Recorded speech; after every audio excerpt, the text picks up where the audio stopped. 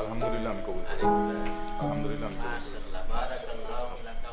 দীর্ঘদিনের জল্পনা কল্পনা আর লুকোচুরির অবসান ঘটল।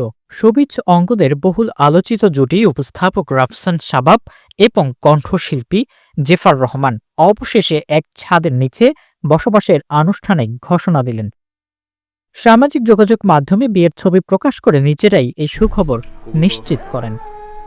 সামাজিক মাধ্যমে আনুষ্ঠানিক ঘোষণা বুধবার দুপুর 2টা 1 মিনিটে রাফসান শাবাব তার ভেরিফাইড প্রোফাইল থেকে জেফার রহমানকে ট্যাগ করে বিয়ের একগুচ্ছ ছবি প্রকাশ করেন। ক্যাপশনে তিনি লেখেন, বন্ধু, পরিবার এবং প্রিয়জনদের ভালোবাসায় সিক্ত হয়ে আমরা আমাদের নতুন যাত্রা শুরু করছি। আপনাদের দোয়া চাই। প্রকাশিত ছবিতে নবদম্পতিকে দেখা গেছে অত্যন্ত প্রাণবন্ত ও রোমান্টিক আবহে।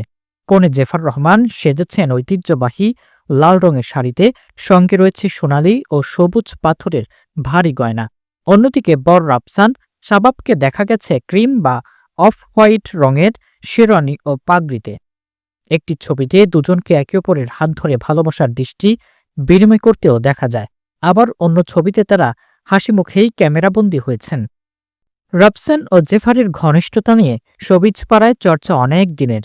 বিভিন্ন অনুষ্ঠান কিংবা ঘরোয়া আড্ডায় তাদের একসঙ্গে উপস্থিতি ভক্তদের মনে বরাবরই কৌতূহল জাগত। তবে সবসময় বিষয়টি ব্যক্তিগত পর্যায়ে রেখেছিল তারা।